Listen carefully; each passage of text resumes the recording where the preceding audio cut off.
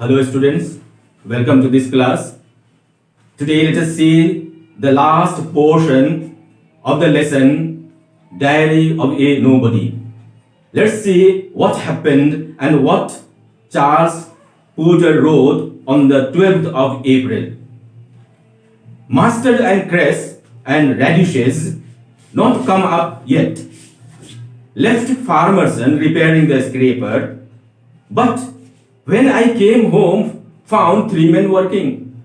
I asked the meaning of it, and farmerson said that in making a fresh hole, he had penetrated the gas pipe. He said that it was a most ridiculous place to put the gas pipe. And the man who did it evidently knew nothing about his business. I felt his excuse was no consolation for the expense I shall be put to. Do you remember, students, when Charles Porter planted mustard and cress and radishes? In fact, he planted these herbs on the 9th of April. But they had not come up yet. In other words, they had not sprouted.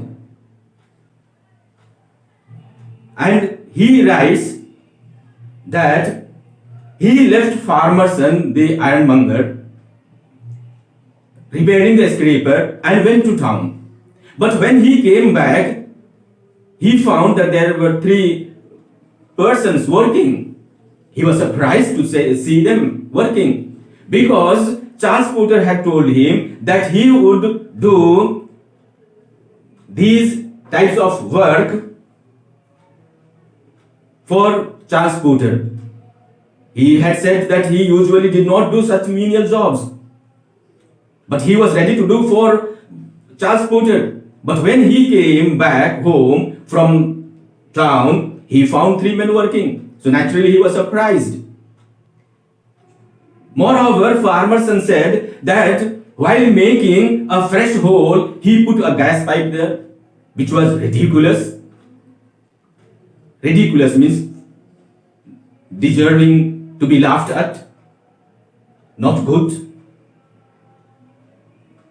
Farmerson added that the person who did that work did not know anything about his business.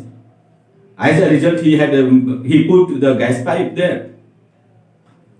In the evening after tea, Going dropped in, and we sat together in the breakfast parlor. After a while, Going began his usual sniffing. So, anticipating him, I said, "You are not going to complain of the smell of paint again." He said, "No, not this time. But I will tell you what. I distinctly smell dry rot." I don't often make jokes, but I replied, "You are talking a lot of dry rot yourself." If you remember what happens when Going comes to Charles Porter's house, whenever he comes, he complains about something or other. He complains especially about the smell of paint. So Charles Porter, in one way, anticipated. He thought that he would be complaining about the smell of paint even that particular day, that is on the 12th of April. And so he said, "You are not going to complain of the smell of paint today." Going said, "No, this time I am not going to complain about it. But you know what I am going to talk about it about? I am going to tell you that I smell dry rot." Now what's this dry rot? Dry rot means fungal decay. The smell that comes from the wood that decays. Charles Porter says that he does not often make jokes.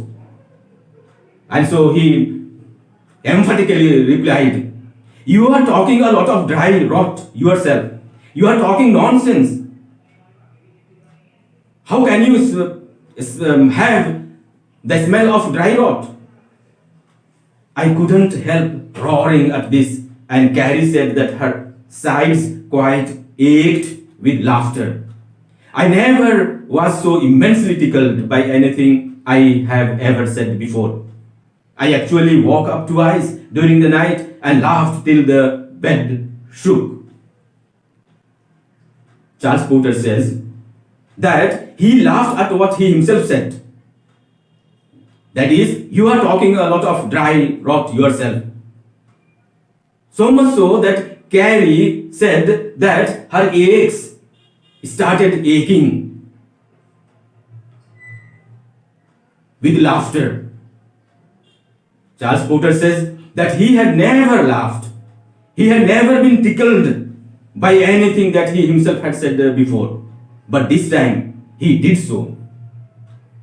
So much so that he woke up twice during the night and went on laughing till the bed shook. So students, we have finished this lesson. I hope you have understood something of it. If not, please try to go through the lesson time and again and get the real meaning of this diary.